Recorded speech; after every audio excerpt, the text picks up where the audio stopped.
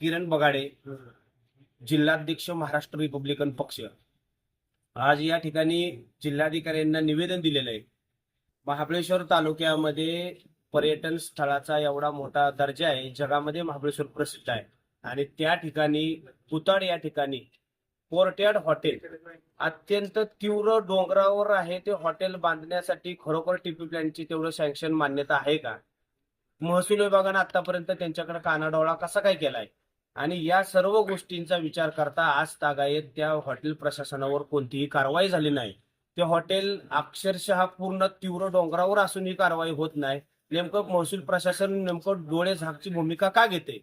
आणि त्याच कोर्टयार्डच्या लगतच इतके भले मोठे बांधकाम तिथं सुरू असताना सर्कल, तलाठी, ग्रामसेवक, संबंधित महसूल प्रशासनाचे अधिकारी एवढे दिवस काय करतात? आम्ही आता जिल्हाधिकाऱ्यांना प्रश्न विचारलेला आहे की आपलं महसूल प्रशासन झोपेत किती दिवस राहणार? जर एखादा सामान्य व्यक्तीनं एखादं छोटंसं उत्खनन केलं तर त्याच्यावर प्रशासन हजार कागद रंगवून त्याच्यावर कारवाई केली जाते। मात्र या कोर्टयार्ड हॉटेलच्या प्रशासनावर आज तागायत कोणतीही कारवाई झाली नाही आणि त्याच्या लगत जे आता बांधकाम सुरू आहे त्याच्यावरही आज तागायत कुठली कारवाई झाली नाही।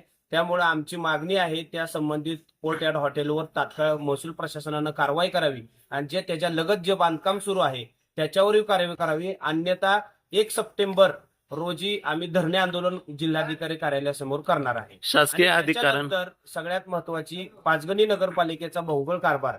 या पाचगणी नगरपालिकेच्या क्षेत्रामध्ये ज्या लीज प्रॉपर्टी आहेत त्या लीज प्रॉपर्टीची याच्या अगोदर एका दैनिकामध्ये बातमी लागलेली की लीज प्रॉपर्टीच्या करारामध्ये किंवा त्याच्या देण्यामध्ये भ्रष्टाचार झालेला आहे आणि त्याच्यामुळं ती लीज प्रॉपर्टीमध्ये नेमके करार कोणते झाले, त्याला व्यावसायीकरण करण्यासाठी परवानगी आहे का, त्या लीज प्रॉपर्टीच्या बदल्यात प्रशासनाला महसूल किती मिळतो याची चौकशी करावी। तिथले एक कारंजकर म्हणून कोणतरी आहे, त्यांनी लीज प्रॉपर्टीचा बेकायदेशीर वापर सुरू केलेला आहे, नियमाचा भंग केलेला आहे, तर त्यांच्यावरही कारवाई करा। यासाठी आम्ही जिल्हाधिकाऱ्यांना भेटलेलो आहे। माझ्यासोबत महाबळेश्वर तालुक्याचे उपाध्यक्ष अरविंद गाडगे सोबत कार्यकर्ते आहेत। आम्ही त्यांना निवेदन दिलेलं आहे, जर यांच्यावर योग्य ती कारवाई झाली नाही तर आम्ही 1 तारखेला आंदोलन करणार आहे। शासकीय अधिकाऱ्यांवर राजकीय दबाव वाटतो का आपल्याला? राजकीय दबाव असू शकतो, कारण महसूल अधिकाऱ्यांनी आतापर्यंत कारवाई केली नाही, त्यामुळे आमची शंका आहे त्याच्यावर।